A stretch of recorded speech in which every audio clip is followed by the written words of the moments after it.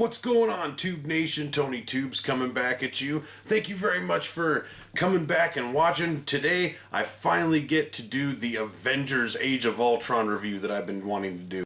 And I wanted to really to do it, but I wanted to watch it a couple more times before I actually said what I wanted to say about it. I really wanted to compile all my info. So I spent a lot of time on this, so I hope you guys enjoy it, and I really do apologize about the flies. We have a fly epidemic in this town, and they just, with kids, they get in all over the place, and there's just flies everywhere. Get fly swatter. Hopefully I can keep the flies from bugging everybody. So, the Avengers, Age of Ultron. Joss Whedon was not really able to do his movie like he was in the original Avengers movie, and by the way, I loved the original Avengers movie. It was amazing. I saw it in 3D and all that shit. It was awesome. So, I loved it. I had high hopes for this one. But then it came the news that Joss Whedon wasn't really able to do it the way that he wanted to do it. And so Disney kept stepping in and Marvel kept stepping in with Disney, kind of, on their shoulder and everything. From what I gathered from the first film, Joss Whedon is a butt man. He likes the female butt. Gwyneth Paltrow had a great butt shot. Robin Sparkles had a really great butt shot. And also, of course, Scarlett Johansson. Awesome butt shots. Everybody had butt shots. Gwyneth's 11 seconds in the movie brought her out in some daisies. Probably cost about $900. And Coulson's totally checking it for later personal wrecking it. Well, that's just obvious. Cap, Ruff, and Joss are all looking at nothing but that ass. Thank you. Kind of just looks like it wants to get out of there. Look at it. Really look at it. In this movie, there was honestly no butts whatsoever. There was really nothing like that. So that's why I honestly think I can see the difference, because the first one, it was shot in a certain way, and you could tell that Joss had that vision, and so this one, nothing. And here's the thing. Here's the only time that I will ever do this to myself. You, Disney. You. You suck and you know it. You kitty popcorn, dumbed down, greased up fucking marketing slut of a company. You're Bonnarooing Marvel, goddammit. And if you don't know what Bonnaroo is, Bonnaroo was a really great music festival that started in Tennessee, and it started in 2002. I actually went in 2004, and it was a really great music festival. I went and saw The Dead, and Dave Matthews, and Trey Anastasio, and Primus, and Bob Dylan, and String Cheese Incident, and Ani DeFranco, and all sorts of different great bands. And then a few years ago, maybe like 5 years ago, MTV buys it. And now who's headlining? Eminem and the Plain White Tees and Kanye and stuff like that. Marvel, when it got sold to Disney, they're Bonnarooing Marvel. You're gonna milk these movies and take away any hope that us fanboys have for the really dark content that we know these things are going to. And it gets a little bit darker as it's been going along and everything like that, but it's still just Disney, and it still just has that packaged flavor to it. And Joss Whedon will say the same thing, that he didn't get to make his movie, and Disney was the extreme factor in that. They're trying to base these movies in the real world, but the problem is that it's Disney's world. It's Disney's world. In Disney's world, they're still trying to keep kids pretty much semi-innocent. We're living in a Disney world where they don't want kids to know that life becomes a twisted fuck of a mess sometimes. They don't want kids to see that. If this shit really went down, there would be more blood. There would be fights to the death. I hate how the only things they ever destroy are aliens and robots and shit like that. That's the only thing that these people all over ever really do. And that's one of the reasons why I liked Man of Steel, was because it was more realistic. I mean, you have this crazy lunatic psycho madman sitting there killing all these people, and he's sitting there seriously about ready to aim his laser eyes and kill some people, and Superman has him in one particular spot where he can say, fuck this, I'm done. And so he does. And what does he do? He breaks his fucking neck. He ends that shit. And I know all the fanboys, oh, we want to see Superman do that. Well, that's what the real world would be like. If we're setting this shit in the real world, well, then that's what it's going to be like. And that's how it's all Marvel and DC, trying to set it in more of the real world aspect of everything. And so that's why, and honestly, if you ask me, Man of Steel, it would have been cool if he would have just, like, all of a sudden just looked down at Zod's head and just melted his head with his fucking laser eyes. That would have been pretty fucking sweet, if you ask me. And that is why DC has balls and Marvel really has no dick. And I'm sorry, the only female that you had in there was pregnant during filming. Hey, no offense. Congratulations, Scarlett Johansson. I'm glad you had a wonderful kid and everything came out just fine. But seriously, Marvel, Disney, we couldn't have pushed filming off for at least a little bit. Just a little bit. She was the only woman in the whole movie with any sex appeal. Sure, you have the Olsen sister in there, but honestly, with her, like, terrible Russian accent, like, coupled with her gobbledygook fucking filler lines, she just really came off as just, I'll talk about her in a second, though. So here's another deal. Disney, have you read a Marvel comic?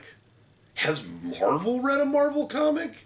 I've loved superheroes since I was a kid, and when I hit puberty, where do my thoughts go to? The superhero babes. I mean, look at these girls. They look for the hunky man steaks that are going to emulate those heroes that we grew up with. Pecs and muscles and everything like that. And at least one, I'm pretty sure that every single Marvel movie, phase 1 and 2 so far, has featured one shirtless dude. And they're always jacked. They're always just cock diesel motherfuckers, you know? So it's just, it's ridiculous to me, man, how, you know, it's a double standard. They look like Chippendales dancers, and rightly so. That's how they looked in the comics. But don't spew any sexist bullshit at me, because honestly, the girls have a lot of fun at the Marvel movies, a lot more than we do in the ways of eye candy. And in this one, Scarlett Johansson was pregnant, so that means a lot of above the torso shots, and as well as, you know, like blink so fast and you'll miss it action scenes brought to you by stunt double babes. So I look at the comics and I see how closely the men are you know, portrayed and everything like that. And I see the women and I'm like, shit, you know, why can't sexy be sexy and not slutty?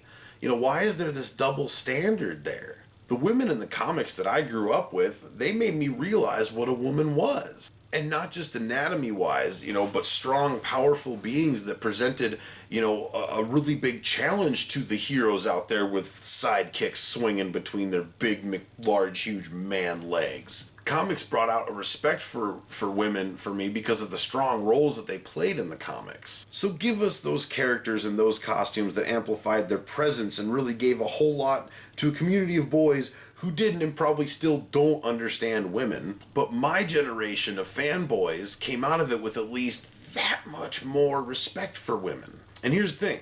I can't imagine that the percentage of fanboys that beat on their old ladies is really that high. And why is that, you think? Because we looked up to women. We respected women because of these comics. Women were equal to men in the ways of their power, their mental capacity, as well as their taste in gaudy, sometimes scantily clad outfits, men and women. So bring us those girls. Bring us those girls in those costumes that we had, instead of making them, you know, like look like they shopped at the Hillary Clinton pantsuit aisle at the J.C. Penney's and shit. And I know that there weren't, you know, that there were some, you know, women in the comic books and a lot of women in the comic books that weren't scantily clad heroes and stuff like that. You know, but they still played some of the biggest roles in how much turmoil they created for the superheroes, far more than even the superest of villains. So, speaking of villains, let's talk about our villain, Ultron. Blah, blah, fucking blah. Machines are going to take over the world, blah, blah, blah. Artificial intelligence is bad, blah, blah, blah. Blah, blah, blah, blah. Now that I got that out of the way, you know, we've seen it all before, guys. But now that I got that out of the way, the other thing is I was really worried. I was really, really worried after Heath Ledger played the Joker. Because I was really worried that a lot of people that got, you know, a lot of actors that got the villain roles, that kind of set a standard for them. And that they were all going to try to do that or a version of that. And it's happened a couple times. And this movie, I kind of feel like that happened there. James Spader for Ultron, good idea. He does have a cool voice, but the way that he spoke in the movie just really reminded me of Joker a little bit in The Dark Knight. So it's tough. It's tough, but it just kind of it kind of ruined it for me a little bit, just because that's all I kind of heard when he spoke. So that was my take on Ultron. So let's talk about the Maximoff twins. Did anybody really give a shit about these two? Did anybody else feel like they were kind of cheating on Quicksilver from X-Men while watching? Did anyone else feel like it was kind of creepy, considering we just saw these two making out in Godzilla? And for fuck's sakes, is anybody else really just sick and tired of Hollywood casting people who have already played superheroes in new superhero roles? I mean, seriously. Quicksilver was Kick-Ass. Captain America was the Human Torch. Catwoman was Catwoman as well as Storm. Volstagg was the Punisher. Daredevil, he's gonna be Batman. Jesus tits, give somebody else a shot. Give somebody else a shot at these roles. Next thing you know, we're gonna get a new Iron Man and it's gonna be Topher Grace. You just know that's gonna happen. Don't get me wrong, I like the Avengers. I like it when they come together to fight.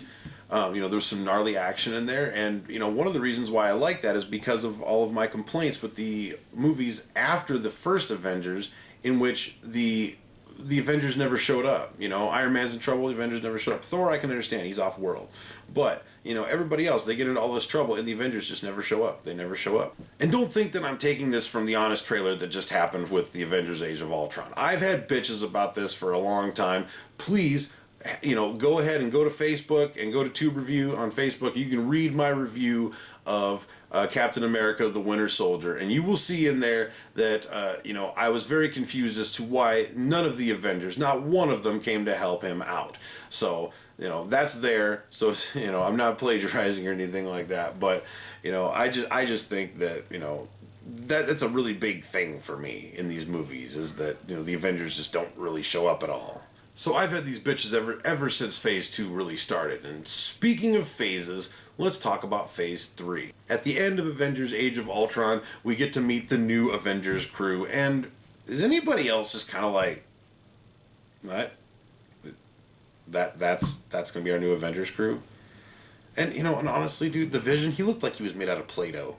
I'm sorry. He looked like he was made out of Play-Doh. And it was just, I didn't take him seriously. And don't get me wrong, I love War Machine and I like Don Cheadle and everything, but really, they really made him just a buffoonish fucking peasant in this movie. Seriously, man. I mean, that's not the kind of War Machine that I want.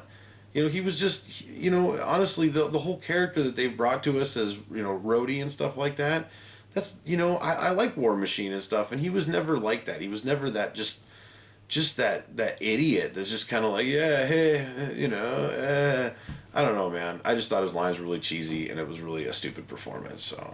And as for the rest of the Avengers that they have coming in, I mean, you basically nixed, all the reasons why I really liked the Avengers, and you're bringing in, the new cast and everything, the Young Bucks and stuff. But don't worry, we're going to get Captain America Civil Avengers War 3 coming out soon, probably May.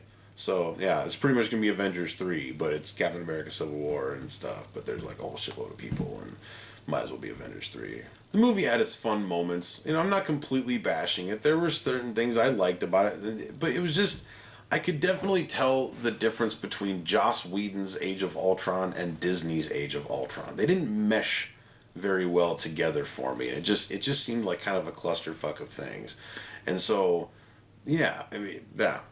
The one thing that stands out for me that I actually really enjoyed and was definitely a thumb up to Joss Whedon was all these side jokes about Thor's hammer. I really enjoyed that. That was fucking brilliant. So I really liked that aspect of the movie. So I'm gonna give it 3 out of 5 tube thumbs up. Because it was a good movie, but I think it would have been better if Joss Whedon wasn't subjected to random pat downs by Disney during the filming process. So, yeah, thank you, Disney. I'm still watching the Disney Marvel universe that's coming out, and I don't have a very good outlook on it though, because the movies are all just kind of meh for me these days, and that's why I gave this one 3 out of 5, because it's meh, meh. It just wasn't as good as it should have been, and that's just kind of how they've all kind of been for me. And so it's this really bad pattern that's going on, and the only way that's going to change is if Marvel gets sold again to a company with some hair on their pubes. And you know it ain't going to happen. Disney's going to have that fucking company until the world explodes. So, or until Steven Spielberg is correct and superhero movies just die out. So, who knows, man? Who knows? But it's just, I'm not as into the Marvel ones as much anymore. I'm not as excited to see them anymore as I used to be. So, that, goes to show, I guess. But thank you very much for watching. Please like, share, subscribe. Click this button right down there. It says subscribe here. You can subscribe to my channel. Share it around. Show your friends. Thank you very much for tuning in. You can also check me out on a wonderful podcast that I do weekly with the boys from DakotaBroadcasting.com. It's called Completely Unoriginal. And you can check that out there's a link in the description below for that. And this last one that we talked about, it was great. We talked about The Martian, but it was really just kind of a clusterfuck of stuff. So it ended up being titled Martians and Wieners by Completely Unoriginal. So yeah, come and check that out every week. And we have a YouTube channel for that, like I said, link in the description below. And, stay tuned. I got some more tube reviews coming out with some surprises coming up too. So thank you very much for tuning in, everybody. Have a wonderful fucking day.